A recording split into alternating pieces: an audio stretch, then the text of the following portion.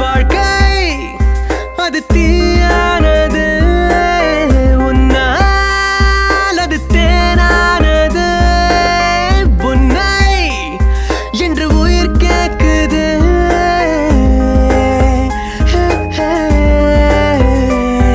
என் குளிர்காலம் உன் மூச்சில் அனலாகட்டும், என் வெயில் காலம் உன் மார்பில் குளிர் காயட்டும், என் மழைக்காலம் உன்னோடு கதை பேசட்டும்.